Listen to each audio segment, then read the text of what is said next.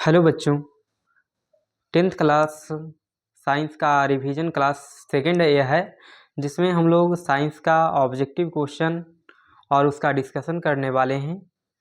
इसका first question है, निम्नांकित में किसका अपवर्तनांक अधिक है। निम्नांकित में किसका अपवर्तनांक अधिक है? ऑप्शन है हवा, हीरा, सीसा और जल। तो अपवर्तनांक उसी का अधिक होता है जिसका घनत्व सबसे अधिक होता है। जिसका घनत्व क्या हो, सबसे अधिक हो, उसी का अपवर्तनांक क्या होगा, सबसे अधिक होगा। अब देखा जाए तो इसमें ऑप्शन क्या है, हवा, हीरा, सीसा, जल। तो यहाँ सही ऑप्शन क्या हो जाएगा, हीरा। सही ऑप्शन क्या होगा, हीरा।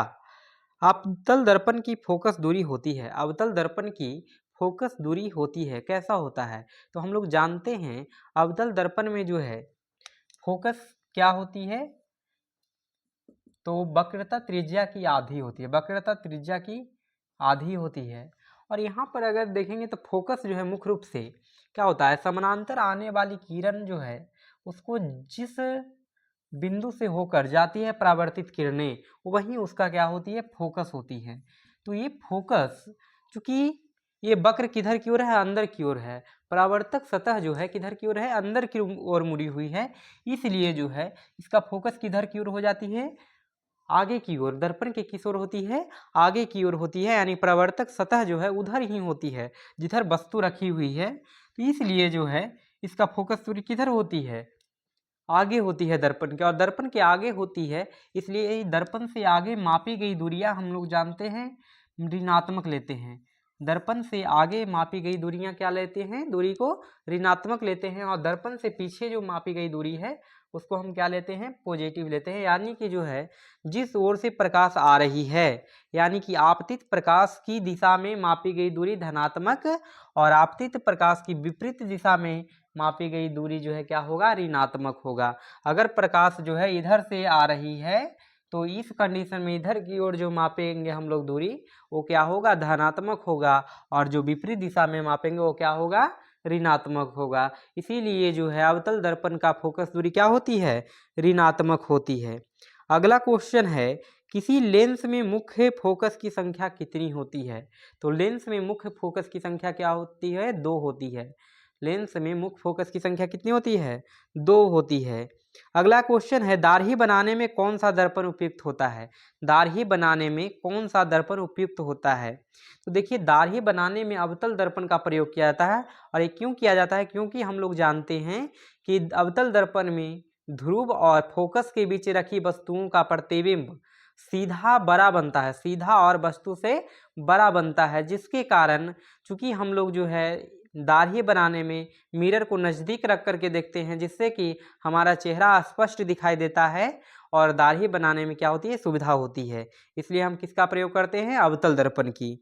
अगला क्वेश्चन है, अवतल दर्पण की फोकस दूरी एवं वक्रता त्रिज्या के बीच संबंध क्या है। तो हम लोग जानते हैं फोकस दूरी जो है वक्रता त्रिज्या की आधी होती है। यानी फोकस दूरी जो है क्या होती है, वक्रता त्रिज्या की आधी होती है। यानी एफ बराबर r/2 या r बराबर 2f, r बराबर 2f। यानी कि जो है फोकस दूरी क्या होती है, वक्रता त्रिज्या की आधी होती है, और वक्रता त्रिज्या क्या होती है, फोकस दूरी की दुगनी होती है। फोकस दूरी की दुगनी होती है।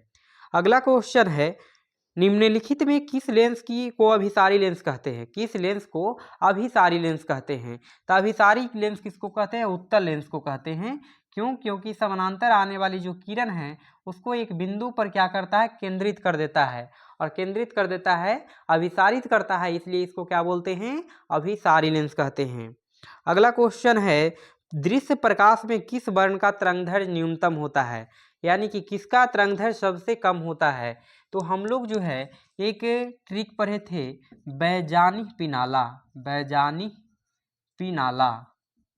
तो बैजानी पिनाला ये जो पढ़े हैं, यानी कि बै से बैगनी, जा से जामुनी, नी से नीला, हा से हरा, पी से पीला, और ये नारंगी, और ला से लाल। तो यहाँ पर जो है ये जो क्या है कि तरंगदैर्घ्य के बढ़ते क्रम में है। तरंगदैर्घ्य के किस क्रम में, बढ़ते क्रम में है। एक ऐसा क्रम है, बढ़ते क्रम है। सबसे ज़्यादा जो तरंग दैर्ध्य है किसका होता है, लाल का, और सबसे कम किसका होता है, बैगनी का। तो ये पूरा का पूरा सीरीज आपको ध्यान में रखना है। वैसे क्या हो गया, बैगनी, वैसे क्या हो गया, बैगनी, जा से क्या हो जाएगा, जामुनी, जा से जामुनी, नी से नीला, और ह से क्या होगा, हरा, और पी से क्या होगा, पीला, पी से क्या होगा, पीला, ना से नारंगी, नारंगी, और ला से क्या होगा, लाल होगा। तो यहाँ पर हम लोग जानते हैं कि जैसे ये 7 रंगों का कलर होता है। श्वेत प्रकाश जो सनलाइट है उसमें कितने कलर होते हैं, 7 कलर, और सातों का जो बढ़ते क्रम में क्या है, इसका दिखाया गया है आपको तरंग दैर्ध्य। ये क्या है, तरंग दैर्ध्य बढ़ते क्रम में, तरंग दैर्ध्य क्या है, बढ़ते क्रम में दिखाया गया है कि तरंग दैर्ध्य का क्रम क्या है इसमें। चलिए अगला क्वेश्चन देखते हैं। तारों का टिमटिमाना प्रकाश के किस परिघटना को दर्शाता है। तो प्रकाश के अपवर्तन के सिद्धांत पर कार्य करता है। तारों का टिमटिमाना किस परिघटना का एग्जाम्पल है, तारों का टिमटिमाना प्रकाश के अपवर्तन के सिद्धांत पर कार्य करता है, क्योंकि हम लोग जानते हैं कि जैसे प्रकाश का वेग जो है क्या होती है, उसके माध्यम की घनत्व पर निर्भर करता है, और वायु का घनत्व हमेशा क्या होता है, बदलते रहता है, जिसके कारण जो है वहाँ पर उसकी स्थिति में तारों का परिवर्तन होता है और दिखाई देता है, और ये तारा जिसे हम क्या कहते हैं, टिमटिमाना कहते हैं। अगला है, निम्नलिखित में किसमें प्रकाश की चाल सबसे अधिक होती है। बताइए, वायु में, कांच में, निर्वात में, ए और बी दोनों। अब बताइए किसमें सबसे ज़्यादा। तो सबसे ज़्यादा जो है प्रकाश की चाल कहाँ होती है, निर्वात में होती है, और उससे कम वायु में। निर्वात में सबसे अधिक होती है और वायु में थोड़ा सा उससे कम, ना के बराबर, लगभग दोनों में बराबर होते हैं। लेकिन अगर बोला जाए सबसे ज़्यादा कहाँ होती है, तो निर्वात में। सबसे ज़्यादा कहाँ होती है, निर्वात में होती है। अगला क्वेश्चन है, प्रकाश के अपवर्तन के कितने नियम है। प्रकाश के अपवर्तन के कितने नियम है, 2 नियम है। प्रकाश के अपवर्तन के 2 नियम हैं। अगला क्वेश्चन है, जल विद्युत संयंत्र किस ऊर्जा को विद्युत ऊर्जा में रूपांतरित करता है। यानी कि जल विद्युत संयंत्र है वो किस ऊर्जा को किस में रूपांतरित करता है। तो ये ऊर्जा का रूपांतरण जो है समझ लेंगे किस प्रकार से किस में होता है, और सारे एग्जाम्पल भी इसका देखेंगे कि कौन किसको जो है किस ऊर्जा से किस ऊर्जा में परिवर्तित करता है। जल हम लोग देखते हैं कि स्टोर कर देते हैं बांध बना करके। अब जल को हम स्टोर जब कर दिए, तो जल को स्टोर कर दिए तो यहाँ पर कौन सा, इसकी स्थिति क्या है, हाइट बढ़ गया, ऊंचाई क्या है, बढ़ गया, और ऊंचाई बढ़ने के कारण, ऊंचाई के कारण जो है इसमें क्या होगा, किसी भी चीज़ को जो है तेजी से गति ला सकता है। जैसे यहाँ पर टरबाइन लगा करके जो है इसमें क्या किया जाता है, तो यहाँ पर टरबाइन लगा करके जनरेटर थ्रू जोड़ करके इससे करंट उत्पन्न किया जाता है। तो जल विद्युत में क्या है, ये सबसे पहले इसकी जो है स्थितिज ऊर्जा है। जल की क्या है, स्थितिज ऊर्जा। अगर यही जल जो है कम ऊंचाई पर हो तो ये जो है इसमें विशेष ऊर्जा नहीं होगी, लेकिन ऊंचाई बढ़ाने के कारण, स्टोर करने के कारण क्या है, इसमें स्थितिज ऊर्जा आ जाती है, और स्थितिज ऊर्जा आने के कारण इसे जो है क्या करता है, टरबाइन को घुमा पाता है, और जिससे कि विद्युत ऊर्जा हमें प्राप्त होती है। तो जल विद्युत में क्या होती हैं, स्थितिज ऊर्जा। जल विद्युत में क्या होती हैं, स्थितिज ऊर्जा। इसमें क्या होती है, स्थितिज ऊर्जा। अगर आपको पूछा जाए कि बैटरी है, तो बैटरी किस ऊर्जा को किस में परिवर्तित करता है, बताइए। तो बैटरी जो है रासायनिक ऊर्जा को किस में परिवर्तित कर देता है, विद्युत ऊर्जा में। बैटरी किसको किस में परिवर्तित करता है, तो रासायनिक ऊर्जा को विद्युत ऊर्जा में परिवर्तित करता है। वहीं अगर बल्ब को पूछा जाए, तो बल्ब क्या करता है, जलता है, लाइट देता है, हमें प्रकाश देता है, लेकिन बल्ब जलेगा कैसे। तो बल्ब जलेगा कैसे, आप उसको करंट दीजिए, यानी कि विद्युत ऊर्जा दीजिए, और जब विद्युत ऊर्जा देंगे तो क्या करेगा, जलेगा, ग्लो करेगा, तो वहाँ पर जलेगा।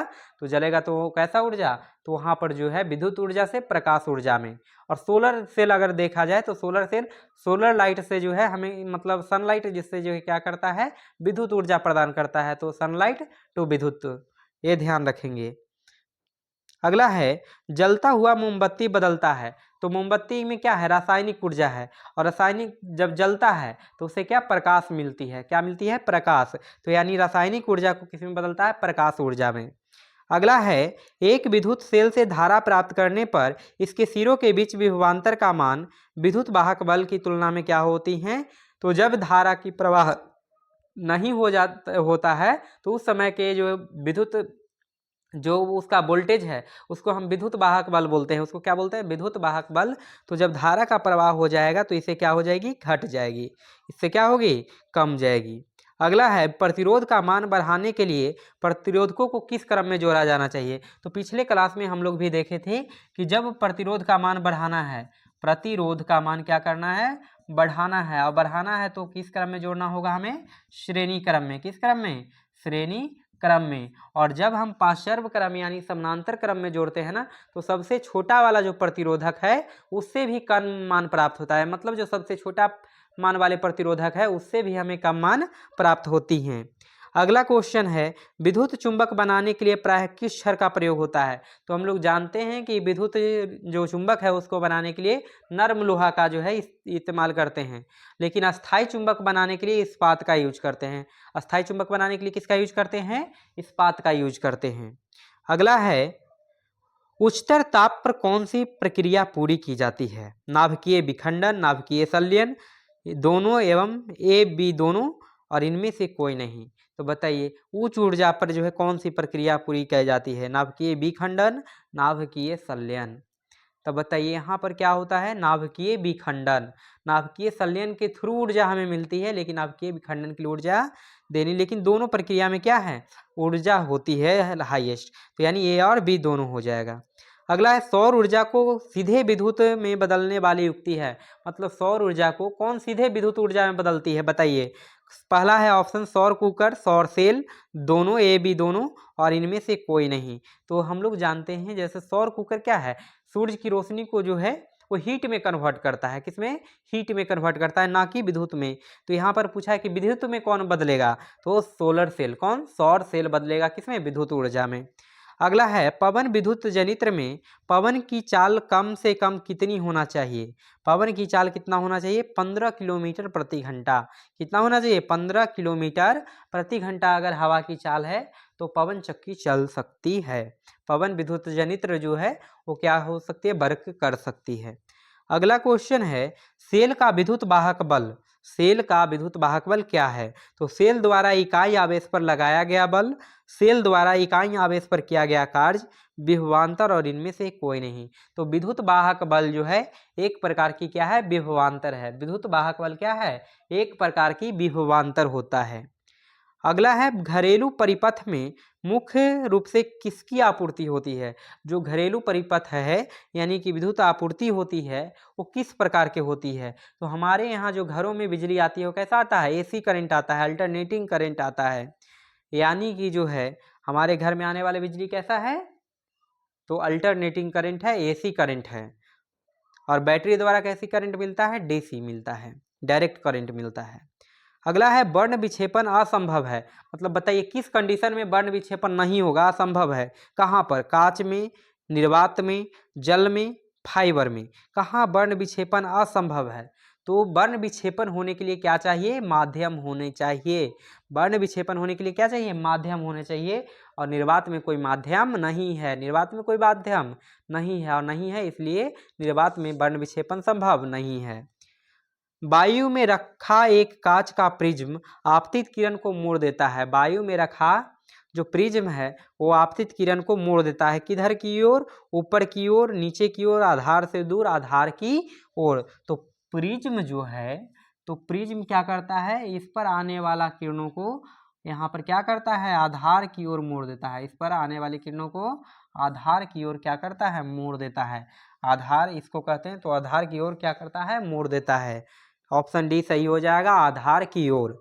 अगला क्वेश्चन है, अगला जो है क्वेश्चन दे रखा है क्या, इक्वेशन दे रखा है। इक्वेशन क्या है, 2Zn प्लस O2, 2ZnO किस प्रकार की अभिक्रिया है। तो बताइए, अपघटन, विस्थापन, अवक्षेपण, उपचयन। तो यहाँ पर देख रहे हैं ऑक्सीजन जुड़ रहा है, ऑक्सीजन जुड़ रहा है। ऑक्सीजन का जुड़ना क्या कहलाता है, ऑक्सीडेशन। ऑक्सीजन का जुड़ना क्या कहलाता है, ऑक्सीडेशन कहलाता है। तो ये ऑक्सीकरण का एग्जाम्पल है, ऑक्सीकरण अभिक्रिया का, या फिर उपचयन भी कह सकते हैं। ऑक्सीकरण को क्या बोलते हैं, उपचयन कहते हैं। तो उपचयन अभिक्रिया भी हो सकती है। तो दोनों में से कोई भी कहिए, कोई दिक्कत नहीं है। अगर हिंदी में ऑक्सीडेशन लिखे तो वो भी सही है। खाने वाला सोडा का रासायनिक सूत्र क्या है? तो देखिए खाने वाला सोडा को बोलते हैं सोडियम बाइकार्बोनेट। तो NaHCO3 sodium bicarbonate, sodium bicarbonate, sodium bicarbonate, खाने का सोडा सोडियम बाइकार्बोनेट। और एक जो है धोने का सोडा हो सकता है, पूछ दे भी, तो उसमें भी ध्यान रखें, कोई दिक्कत है नहीं। खाने का सोडा क्या होता है? NaHCO3। अगला क्वेश्चन है, कमरे के ताप पर द्रव अवस्था में रहने वाली धातु, कमरे के ताप पर द्रव अवस्था में रहने वाली धातु कौन सी है? तो कमरे के ताप पर पारा रहती है। कौन सा? पारा। आवर्त सारणी के शून्य समूह का तत्व कौन है? शून्य समूह का तत्व ऑप्शन दे रखा है हमें, हाइड्रोजन, हीलियम, ऑक्सीजन और क्लोरीन। तो शून्य समूह का तत्व किसको कहते हैं? वर्ग 18 को, वर्ग 18 को, यानी कि अक्रिय गैस की श्रेणी में जो आती है वो सभी को हम क्या बोलते हैं? शून्य वर्ग का। और उसमें कौन है? हीलियम। कौन है? Helium, neon, argon, krypton, xenon, ये सभी किसका एग्जाम्पल है? तो ये सभी जो है निष्क्रिय गैस का यानी शून्य वर्ग का है, वर्ग 18 का है। सोडियम बाइकार्बोनेट के जलीय विलयन में मेथिल ऑरेंज का विलयन मिलाने पर रंग परिवर्तित होकर किस रंग का होगा? कैसा होगा उसका कलर? बताइए कैसा होता है उसका कलर? कलर कैसा हो जाएगा बताइए? पीला, लाल, गुलाबी और हरा। इसे जो है आप लोग चेक कर लेंगे, हमारे अनुसार ऐसे होना चाहिए गुलाबी, लेकिन चेक कर लेंगे खुद से आप लोग, थोड़ा सा इसमें जो है चेक करना पड़ेगा, ठीक है। अगला क्वेश्चन है, ग्लोबल वार्मिंग के लिए उत्तरदायी गैस निम्नलिखित में से कौन है? मतलब ग्लोबल वार्मिंग जो होती है उसमें कौन सा गैस उत्तरदायी है? बताइए। NH3, CO2, O2 और N2। तो CO2 जो कार्बन डाइऑक्साइड है वही ग्लोबल वार्मिंग के लिए उत्तरदायी गैसें हैं। ऐसे अन्य गैसें भी होती हैं, मीथेन ये सभी भी होती हैं, लेकिन यहाँ पर जो है ऑप्शन के अनुसार क्या होगा? CO2। ऐसे ग्लोबल वार्मिंग में जो है जलवाष्प ये सभी भी योगदान देती हैं, तो वो ध्यान रखेंगे आप लोग, लेकिन जो है यहाँ पर ऑप्शन के अनुसार क्या हो जाएगा? CO2, carbon dioxide. अगला है, गंधक की परमाणु संख्या क्या है? तो गंधक के को जो है, गंधक को हम लोग सल्फर भी कहते हैं। गंधक को क्या बोलते हैं? सल्फर। गंधक को क्या बोलते हैं? सल्फर। और सल्फर का जो है परमाणु संख्या कितना होता है? 16। सल्फर को कितना होता है? 16। तो आपको गंधक जो है दे देगा ना, तो कन्फ्यूज नहीं होना, गंधक को ही क्या बोलते हैं? सल्फर बोलते हैं। अगला है, अम्ल का जलीय विलयन विद्युत का संचालन करता है क्योंकि अम्ल जल में, मतलब क्या होता है बताइए?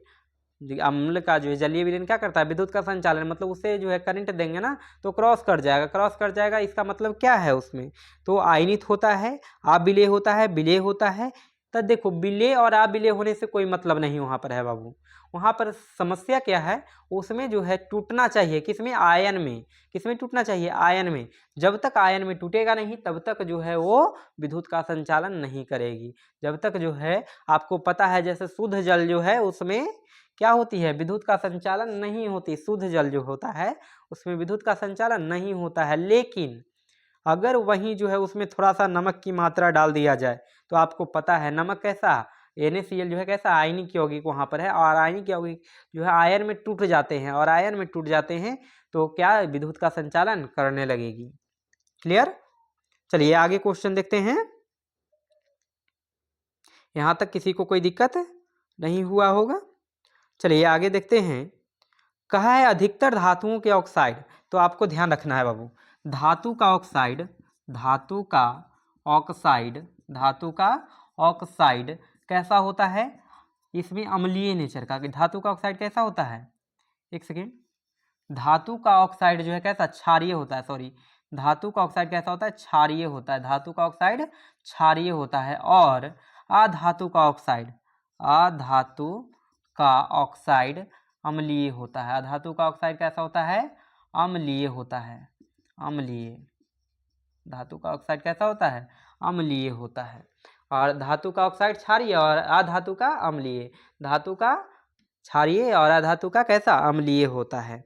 अगला क्वेश्चन है, सोने में निम्नलिखित में से कौन सी धातु मिश्र धातु तैयार की जाती है? धातु जो है कौन सा मिला करके सोना में मिश्र धातु तैयार की जाती है?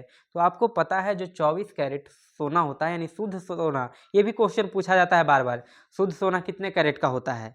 तो वो कितना होता है 24 कैरेट। और जो कि क्या होती हैं, बहुत लचीला होती है, जैसे कोई भी जो है ज्वेलरी नहीं बनाई जा सकती, वो क्या होगा, टूट जाएगा, लचीला होता है बिल्कुल, तो सही शेप नहीं दे पाएंगे। तो सही शेप देने के लिए, हार्डनेस बनाने के लिए यानी कठोर हो, इसके लिए थोड़ी मात्रा में चांदी या फिर तांबा जो है मिलाया जाता है। तो यहाँ ऑप्शन क्या है? ऑप्शन में है कॉपर यानी तांबा, जिंक, पोटेशियम और आयरन। तो लोहा नहीं मिलाया जाता बाबू, जिंक भी नहीं, पोटेशियम भी नहीं मिलाया जाता।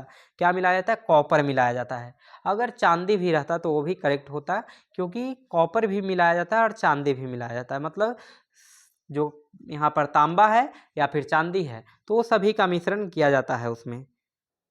अगला क्वेश्चन है सिलिकन है, तो सिलिकन क्या है बाबू? उपधातु है। सिलिकन क्या है? उपधातु है। सिलिकन क्या है? उपधातु है। अगला क्वेश्चन है निम्नलिखित में कौन सबसे अधिक अम्लीय ऑक्साइड है? निम्नलिखित में से कौन सबसे अधिक अम्लीय ऑक्साइड है? ऑप्शन है SO2, SO2, CaO, CaO यानी calcium oxide, Na2O, SO2, CaO, Na2O, MgO, MgO। तो सोडियम जो है ना, सोडियम ऑक्साइड, ये क्या है? तो अधिक अम्लीय ऑक्साइड है। कैसा है? अधिक अम्लीय ऑक्साइड है। अगला है निम्नलिखित में कौन एल्काइन है? निम्नलिखित में कौन एल्काइन है? तो आपको पता है एल्केन, एल्केन है। एल्केन का सूत्र क्या होता है? CnH2n, H2n+2। एल्कीन का क्या है सूत्र? एल्कीन, एल्कीन का क्या है? CnH2n, CnH2n। और एल्काइन, एल्काइन, तो एल्काइन का क्या सूत्र है? CnH2n-2, CnH2n-2। तो ये एल्काइन का सूत्र है। तो बताइए इसमें पूछा था क्या? निम्नलिखित में कौन एल्काइन है? तो ऑप्शन दे रखा है CH4, ऑप्शन ए क्या है? CH4, बी ऑप्शन है C2H4, सी ऑप्शन इसका है C2H2 और डी ऑप्शन है C2H6। अब पूछा क्या है? एल्काइन। एल्काइन कौन है? एल्काइन। और एल्काइन का सूत्र क्या है बाबू?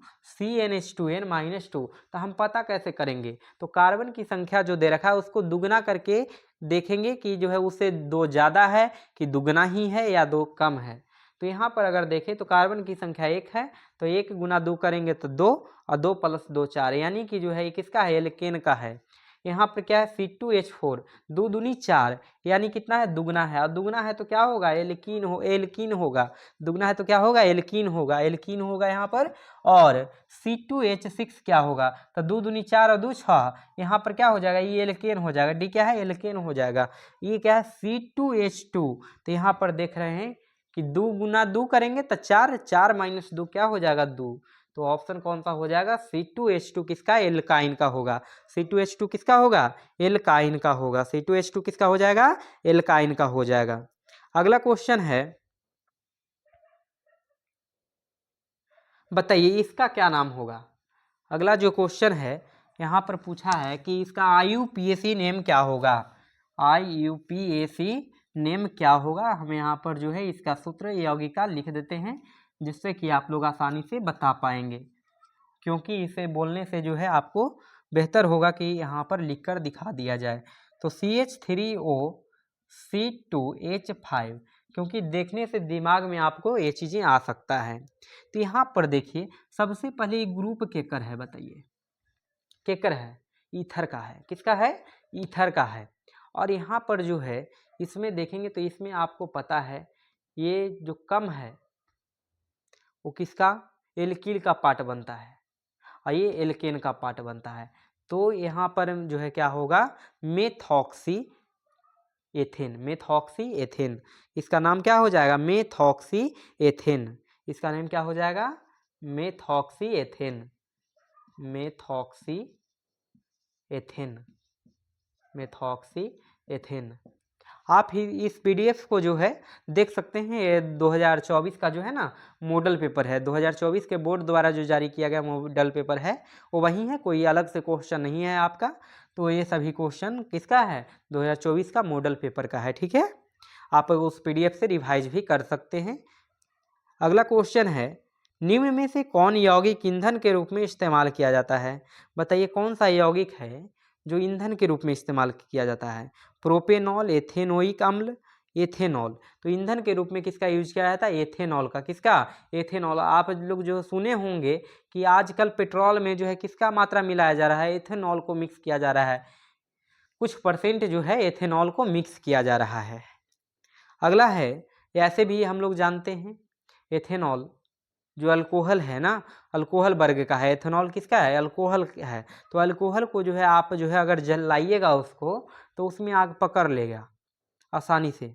ठीक है, अगला क्वेश्चन है, धोबिया सोडा का रासायनिक सूत्र क्या है। अभी बताए थे धोने का सोडा जिसे कहते हैं या धोबिया सोडा कहते हैं, इसका क्या होता है, Na2CO3 इंटू 10H2 इंटू कितना 10H2O।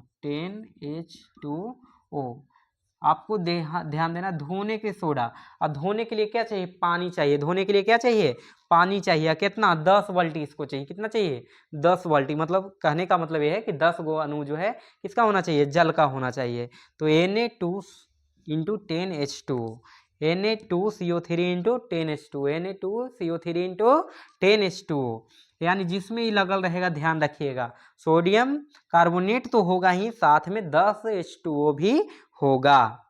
अगला क्वेश्चन है, अम्ल राज में सांद्र HNO3 और HCl का अनुपात क्या होता है। HNO3 और HCl का अनुपात क्या होता है, 3:1 होता है। 3:1 होता है। अगला है, किसी अभिक्रिया में भाग लेने वाले पदार्थ कहलाते हैं। तो अभिक्रिया में जो भाग लेता है, अभिक्रिया में जो भाग लेता है उसको बोलते हैं अभिकारक। जो अभिक्रिया में भाग लेता है उसको क्या बोलते हैं, अभिकारक। और जो उसके फलस्वरूप बनता है, जो अभिक्रिया के फलस्वरूप बनता है उसको क्या बोलेंगे, तो उसको बोलते हैं प्रतिफल। अब बताइए फल कब मिलेगा जी, बताओ, बाद में ना। फल कब मिलता है, काम करने के बाद उसका फल मिलेगा। तो जैसे कहा जाता है ना कि आज पेड़ लगाओगे नहीं तो फल कहाँ से आगे मिलेगा आपको। तो वहाँ पर उसी प्रकार से जो है, जैसे प्रतिकार, यहाँ पर जो यहाँ अभिकारक है, अभिक्रिया करेगा तो उससे क्या मिलेगा, प्रतिफल। तो अभिक्रिया के फलस्वरूप या अभिक्रिया में भाग लेने वाले पदार्थ को अभिकारक, और जो बनता है उसको बोलते हैं प्रतिफल। अगला है, निम्नलिखित में कौन अम्लीय ऑक्साइड है। ऑप्शन क्या है, निम्नलिखित में से कौन अम्लीय ऑक्साइड है। CO, CuO, MgO, CaO और SO2। आप भी देखे थे कि धातु के ऑक्साइड क्षारीय, धातु के ऑक्साइड क्षारीय। तब बताइए कॉपर का है जी धातु, तो कॉपर ऑक्साइड का होगा, क्षारीय नेचर का। मैग्नीशियम क्या है, धातु, और धातु का ऑक्साइड क्षारीय। कैल्शियम धातु, और धातु के ऑक्साइड क्षारीय। तो अम्लीय कौन होगा, यहाँ पर सल्फर डाइऑक्साइड, यानी कि जो SO2 क्या होगा, बताइए क्षारीय होगा। ये क्या होगा, क्षारीय होगा। अगला क्वेश्चन है, निम्नलिखित में कौन सा पदार्थ जलीय घोल लाल लिटमस पत्र को नीला कर देता है। तो लाल लिटमस पत्र को नीला कौन करता है, बताइए, लाल लिटमस पत्र को नीला कौन करता है। अगर नीला है तो लाल करता है अम्ल, और लाल को नीला कौन कर देता है, क्षार। लाल को नीला कौन करता है, क्षार करता है। और जो ओरिजिनल लिटमस पत्र है उसका कलर कैसा होता है, बैगनी। जो ओरिजिनल कलर का जो है, ओरिजिनल जो लिटमस है वो कैसा होता है, बैगनी होता है। अगला है, स्वस्थ शरीर का सामान्य पीएच मान। स्वस्थ शरीर का पीएच मान कितना होना चाहिए, तो हल्का क्षारीय। तो ये 7 से मतलब 7.8, 7 से 7.8। शरीर का पीएच मान कितना होना चाहिए, 7 से 7.8। 7 से कितना होना चाहिए? 7.8 होना चाहिए। 7 से 7.8 होना चाहिए। अगला है निम्नांकित यौगिकों में कौन जल में विलेय है? निम्नांकित यौगिक में कौन जल में विलेय है? अच्छा, यहाँ पर तो ऑप्शन के अनुसार जो है बनेगा।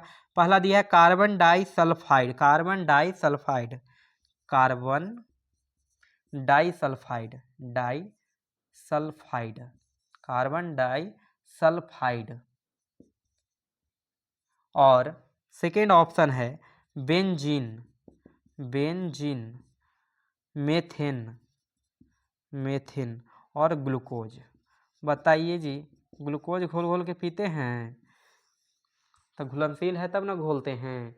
अगर ग्लूकोज जो है घुलनशील ना होता तो हम घोल के पीते नहीं पीते। गर्मी आ रहा है तो ग्लूकोज घोल करके पिएंगे लोग।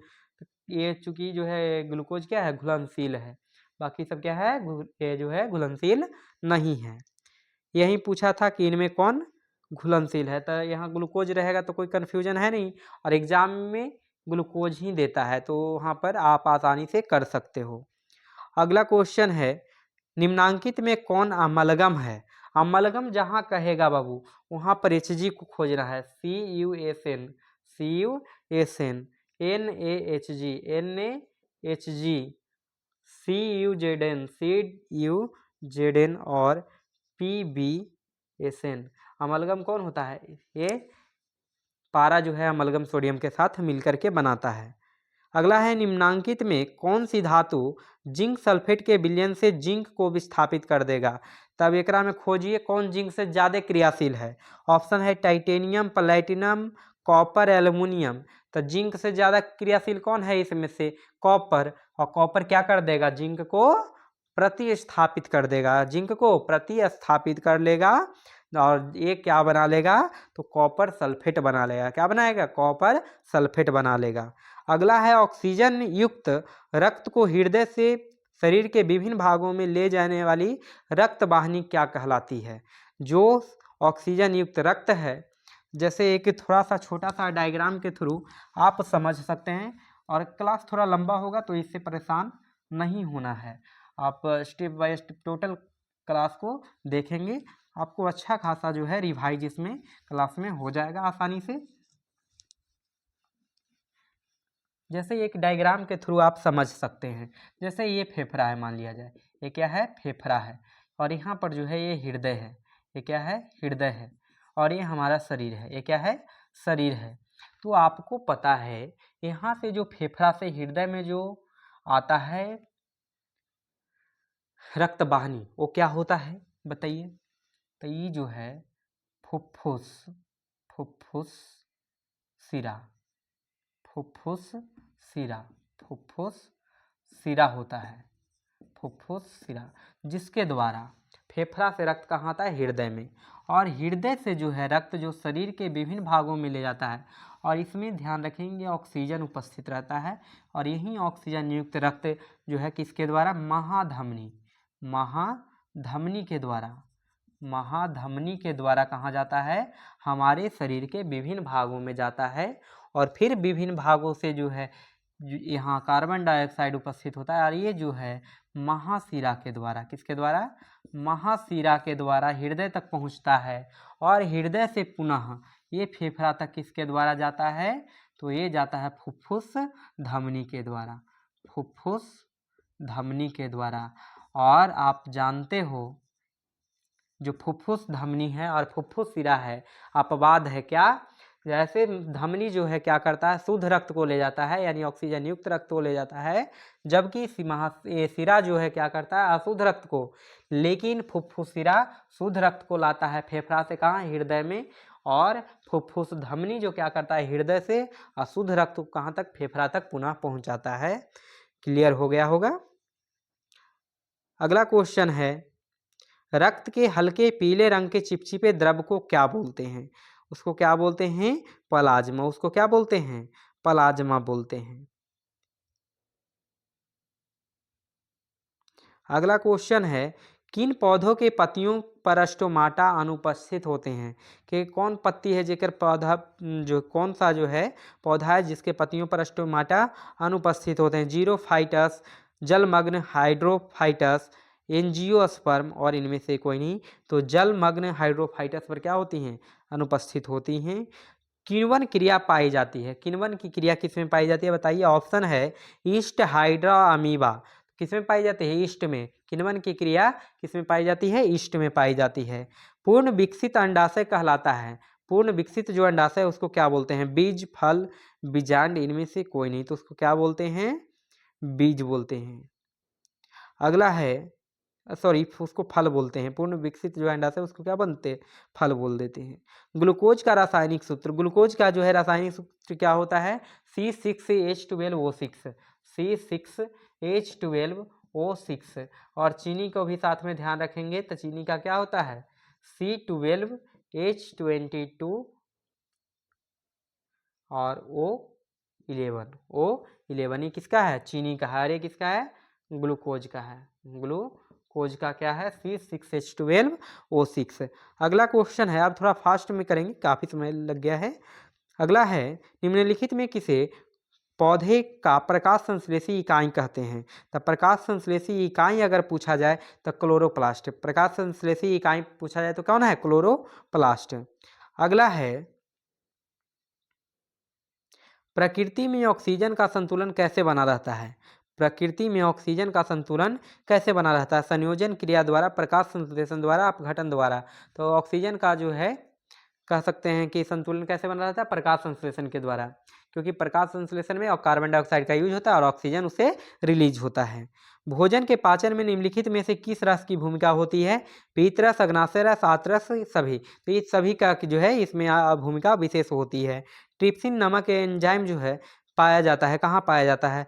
तो ट्रिप्सिन, एमाइलेज, लाइपेज, ये सब कहाँ? अग्नाशय में पाया जाता है। ट्रिप्सिन, एमाइलेज, लाइपेज ये सब कहाँ पाई जाती है?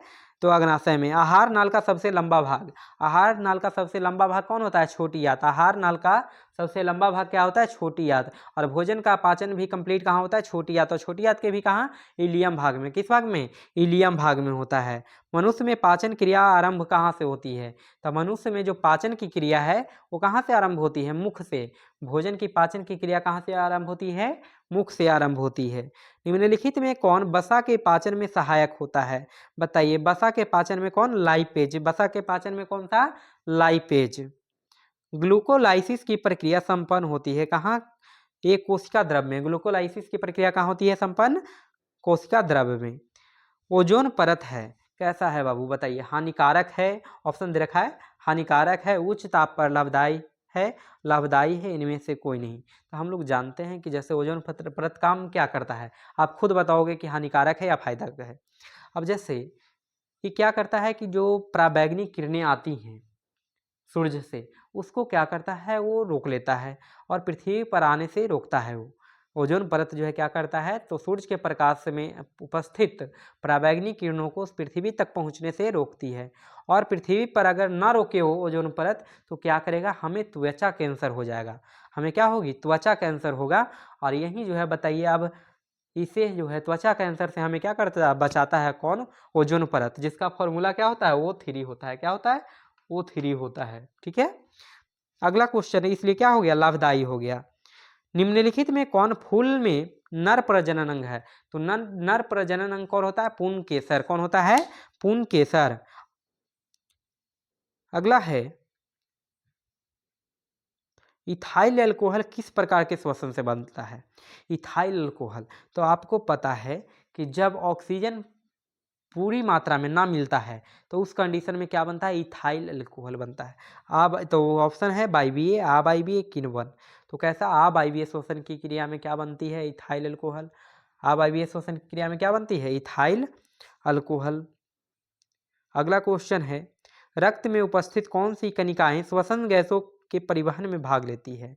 गैसों के परिवहन में लाल रक्त कणिकाएं, श्वेत रक्त कणिकाएं। तो गैसों के परिवहन में कौन? रेड ब्लड कार्पल्स जो है RBC वो जो है भाग लेता है। और RBC में जो है कौन पाया जाता है? हीमोग्लोबिन पाया जाता है, जो कि ऑक्सीजन को पकड़ने का कार्य करता है और कोशिकाओं तक पहुंचाता है। अगला है, पादप अपशिष्ट जमा होते हैं पत्तियों में, छाल में, कोशिकीय रिक्तिकाओं में, इनमें से सभी में। तो पादप अपशिष्ट जो हैं ये सभी जगहों पर पाई जाती है। अगला क्वेश्चन है, मनुष्य की आहार नाल का कौन सा भाग किसी एंजाइम को स्रावित नहीं करता? कौन सा भाग हमारे आहार नाल का है जो कोई एंजाइम नहीं बनाता है? ऑप्शन है मुंह, ग्रास नली, आमाशय और इनमें से कोई नहीं। बाबू मुंह में जो है ना लार ग्रंथि पाई जाती है, तो वो तो एंजाइम बनाता है। एंजाइम क्या करता है? बनाता है।